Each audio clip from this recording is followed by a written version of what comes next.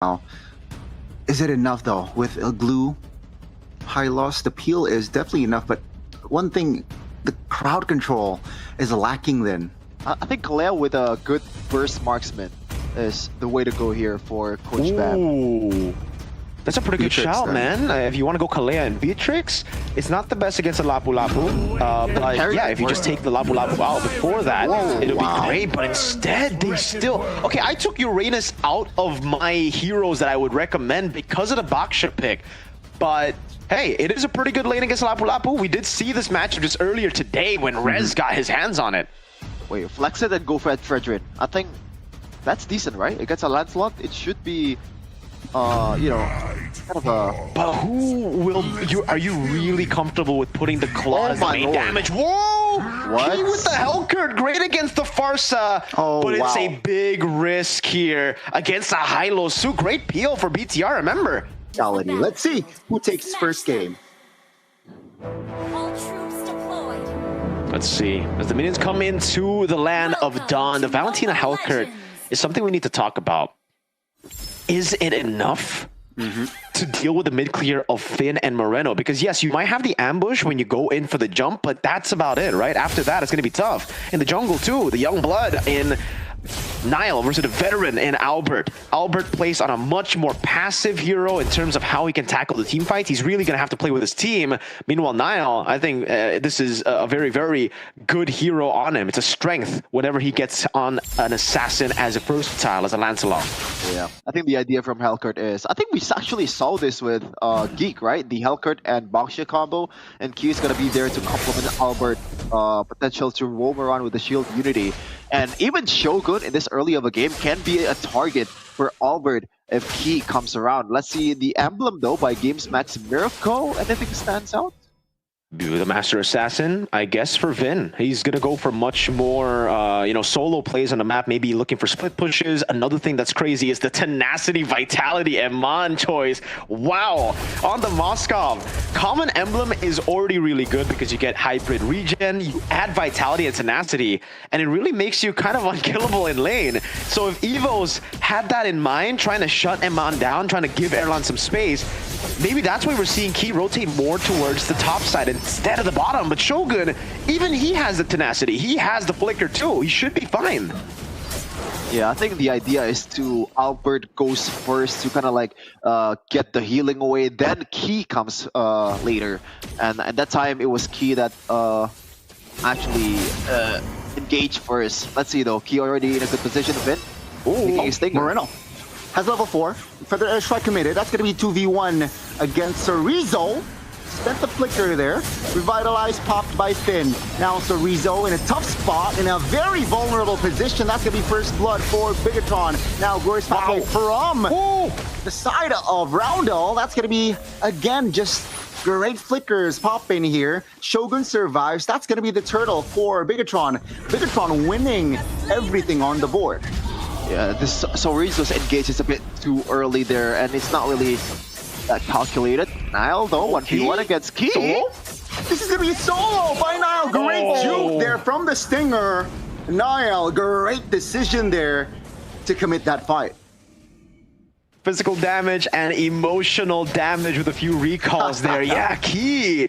Hey, he might have the key in his name, but he's missing a whole lot of B-A-L-O-Y-S in the name to make this work. The big meme back in the day, whenever someone in public in the rank games would go for the Hellcurt would be, Lubukan Baloy, you're not Baloy. You shouldn't be on this pick. And so far, Evos, with the cheese pick, it might be good with the lineup rating, but it hasn't really paid any dividends. Shogun taken down up top though, so at least they get something on the map, even though it's just Shogun. Yeah, teleprediction though by Gope, it looks like all of us is in agreement that BTR will sweep this one. Except for who? Except Paul. Okay, I'm just looking at the English casters, but yeah, all. Oh wow! No. Okay, that came out wrong. But let's see though. Albert. Bottom side 3v2, soon to be 4v3 now. For the airstrike landing, that's gonna be Key in trouble again. Placing the wave pop, that's gonna be enough to clear the wave. And Mondo jumps back in. That will be it. It's a 1-for-0. Yeah, I think kind of like there could be a better targeting for Key and also Albert, because not everyone can be bursted down by that Stinger and also Shield Unity combo. You gotta pick your targets to be able to flourish in this early of the game. And we get to see the, wow, importance, by the way, Bloodwings on Moreno. First item, the respect to Key is very, very evident through the emblem setup for everybody and also the first item from Moreno. But back to my point, you really get to see how important mid-prio really is as Arizo jumps in with the Bravest Fighter. Albert level 6, let's see. Now, juking away! The damage comes through though. That will be a shutdown, an important one, because Turtle is up. Seems like Megatron, they will delay this Turtle take though, but it's gonna be Key caught up. Glorious Pathway put down as well. Evos now taking it slow. Megatron just delaying the take. The Evos, what will they do? Albert, very low. Claude is, wow. Bottom side, Shogun in trouble now. Great jump. But there is strike drop. That's going to be Shogun in trouble. Great flicker. Finn though. Sandbag style finds the connection and he steals the turtle. He finds Horizo in the process and now Albert stunned, isolated, taken down. That's going to be Erlan stunned up with the Law and Order, but it will be enough to take him down. Now Erlan in trouble. Nile under the turret will almost find the kill, but Erlan is too clean with it. He finds the double. Yeah, it's a slaughterhouse early in this game. Already 12 kills in 5.5 minutes, Mirko. What a gamble by BTR to keep Eman there for so long, giving Evos' Erlan so much time to farm up, and I would love to see right now how much that has put him ahead in terms of the gold, because Eman got a few kills right there, the team fight too, he was able to push in the mid lane, the turret falls, and the turtle went to BTR, so in a way, Erlan got a lot of value, but I think BTR might have gotten more through that gamble alone, and now it's really tough. Key, oh man, BTR really reading the movements of Key so well. Glorious Pathway! Dark Knight falls. Defensively, that's not a good resource to spend on a defensive maneuver. Now Shogun looking for a flank. Oh lord, there's a lot of damage there, but that will be the turret. So the mid and the bot here already down. Not a good sign. Feather airstrike dropped. Erlan 1 HP practically. And with the golden staff here. Oh, I saw from Eman! It will find its mark. Bullseye finds Erlan. The spear from Manila. Eman threw that from the parking lot. Oh man! What a reaction and what a calculation. Precision from Eman. As expected for the man who is really the pillar of Bigatron for the longest time. 3-0-1 of the Moscow, winning out in the lane, gambling in the mid lane, staying there for so long, giving Erlan a lead, but ultimately winning out on that risk and getting the shot down on Erlan. We've been talking about how Evos can play to Erlan's favor in the mid to late game, but when he's shut down like this, when he's so far behind, Eman is a whole level ahead, by the way. Like, now Erlan just got level 9, but Eman's about to hit 10, and they can't even contest this, right? I think so. It seems like they will force it though. In 1 HP revitalized and Glorious Pathway, but Albert finds the turtle. That's going to be a steal there from Evos. The risk paid off. Seems like they want to go more though. Well, no. Bigatron says no. We will not do business because bottom side it's wide open. The trade is value. It became value. For sure. With the turtle coming in from Mr. Albert, they gamble and apparently they actually win it out on the turtle. It was a bit of an uncharacteristic miss from Lancelot of Mr. Nile. Especially considering he's been very on point with his steals. Seems like the story of the game right now is whoever comes to the turtle put it last gets the neutral objective. Nile a couple of times and then Evos in the end with Albert, despite, by the way, being 2 levels down on Nile. And that certainly has helped the little discrepancy that we saw from Erlan and Eman. It was a whole level ahead. With that, Erlan is back up with a few more minions to clear down below as well. He should have equalized. And you can see from the items too, he's getting very close to getting there. Nile! Oh, gotta be careful there. It's a 3v1 potentially. Albert crashing down with the shield unity. Will be able to get out with that puncture. Great calculation there from Nile. In the mid though, seems like they want to go. Great disengage. Okay. 3 out of power spike done at 8 minutes. Oh, Nile? He's not Concha at all, man. Just the ultimate's getting spent for neither is Moreno. Of course, this BTR we're talking about. A bit more aggressive this time.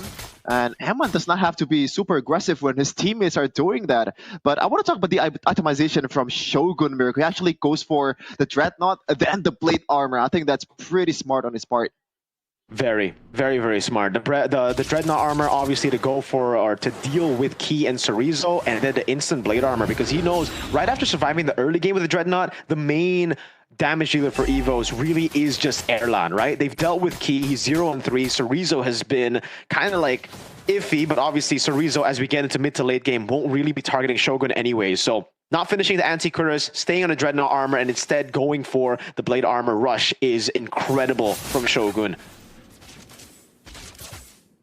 Okay, now we're on a waiting game here. BTR 3K gold ahead with Eman is on the other side of the map. And I like the fact that Min is there as a safety precaution towards the Moskov in case Key is there, and he is there right now. 3 levels ahead, by the way, Nile is. And it does seem like Eman might just fancy a 1v1.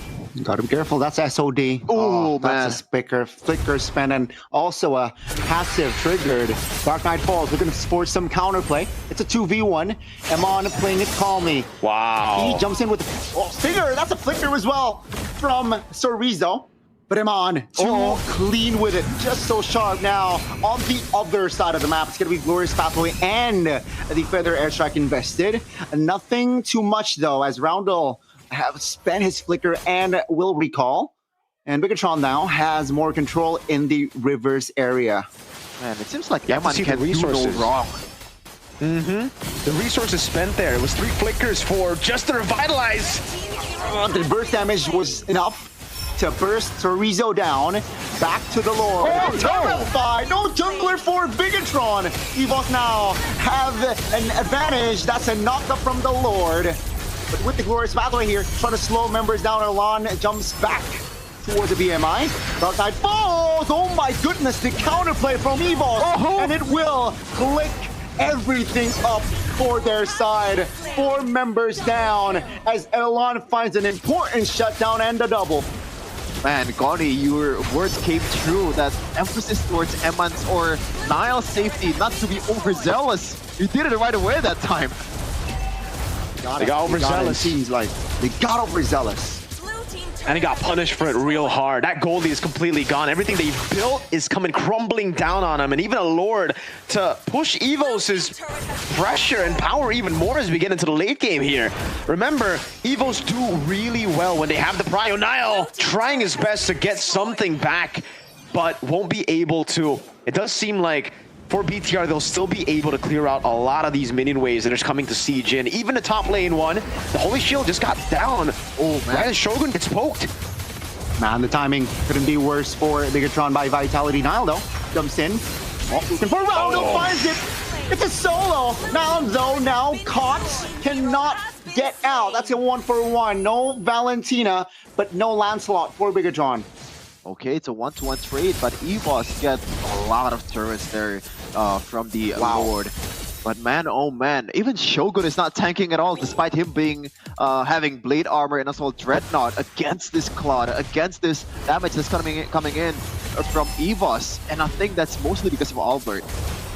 Yes, it is mainly because of Albert. The fact that he has the anti-regen built in his passive has enabled the rest of the team to not go for Dominance Ice. Like, no one needs to go and waste their money on Dominance Ice or anti-regen items. They can just go for pure damage. The only other guy that is sent to go for anti-regen is Roundel. And then the rest have just gone pure damage, pure tank, you know, everything that the team really needs. And Erlan is truly online now. He's gone for a different route, by the way. A lot of times we see the Winter Crown, but in this game, he's gone for Winter Nature, knowing that most of the damage is still going to be coming from Nile, from Eman, and Moreno's just there for poke. Gotta be careful, Key jumps in with the Purify. That's a Purify pop there. Evos playing it very, very well now. The coordination, the timing, and Bigatron, they are the ones who struggle to find the connection. Yeah, Erlan's build, I think it's a bit of a glass cannon there after taking some damage from Mr. Nile. Just a poke from Nile's perspective is a lot of damage towards this Claude. You gotta be careful. And I think he went glass cannon just because of the fact that Key has the Dark Knight Fall, so it kind of amplifies his engage potential. Eman though? Ooh. Taking a lot of damage, a bit too much to be comfortable. Cerezo's doing a whole lot too, by the way. He's gotten to a point where he's incredibly tanky. He has blade armor too, and that's the problem right now for BTR. I think a lot of times when you play Moskov, you should be facing this problem in higher ranks. When everybody on the other side has blade armor, you're getting shredded down. You need a bit more sustain. You need maybe a Haas clause in the end by selling boots or something to really deal with the blade armor shred. Let's see, will Bigatron be able to find something here? Will Evos make the mistake to maybe... Uh-oh, that's going to be the Terrified. It's going to be damage, though. Coming. Finn goes down to 5d4 now as Evos will have more control from the Lord. Iman jumps in towards the mid push. Rachel, and there's the follow-up from Moreno. Now, though, Niall looks for Roundel. Moreno will not be able to escape as Shogun flickers out of danger. Mid, though, will be cleared by Iman, relieving off pressure. But this time, will Iman be able to escape? The route is open, and it seems like he will. I was gonna say that I'm proven wrong. Eman actually can do wrong, but apparently no. He baited some of the members away from Evos, and now another engage. Uh-oh, Shogun very low, stunned up, and that will be it for Shogun. Eman, though, shows up, and that's going to be the glorious halfway put down. That's a stun. That's the damage. Wow. That's going to be enough to take Torizo down, but Finn falls as well. That's going to be a 4... Again, just 4 members staying alive. He now, gotta be careful. There's Niall. He spots Key. He wants to clear top. Seems like it's a reset for both teams. Oh, that's a Terrified! Oh my goodness, 1 HP! Not enough. The SOD from Roundel not landing, and that will be just so close, but that's gonna be the SOD landing. Albert, though, will take the Lord again. This is going to be the second Lord for Evos. Way too aggressive by Niall there, man. I mean, he already saw Key, I believe, right? He saw him walk into the bush, he cleared up the wave, and he still went very near to the bush, almost got punished by it, and had to concede the Lord. Maybe they would have conceded the Lord anyways, just because of the position and the tempo that Evos has, but yeah, a bit too risky for not that big of a reward. What was the plan there, even if he was able to escape, right? Evos get the Lord, now it's all about the siege. Can they dive in? Can they zone the BTR members from the base turret? Because right now, it does look like BTR are set to lose just one base turret, and Evos should be playing it safe and backing away. Moreno, Eman, Niall, those 3 have to be down, or at least one of them, before the Lord gets taken down, before they can actually utilize it to get more base turrets than one. Yeah, I feel like Eman, he has enough firepower, enough wave clear to be able to take care of this one. It all rests down, or like it all comes down to how good Niall is with the punctures and the execution, the micros, because he's gonna be able to spend resources. Oh, Niall a little bit too aggressive there. Roundel with the flicker to save himself. That's gonna be the base turret though, doing work. Damage towards Torizo. Moreno stunned up as well. Oh, Roundel! That's a mistake there. Great outplay. Feather airstrike to seal Moreno's lives out. Oh man, Niall, my man, you gotta be able to tone down the adrenaline a little, because, you know, you're putting your team in a precarious position right now. 3 members just defending. Mid turret will fall. Key now jumps in. Shogun trying to hold on. That's a Sea Halberd bought by Key. He wants more damage. Key doing work. Oh my goodness. Shogun falls. Niall will be up in 4. Eman will not be able to survive. That's going to be Niall jumping back. But ladies and gentlemen, Evos should take game 1 after a very clean early game. Bigatron fumbled the bag.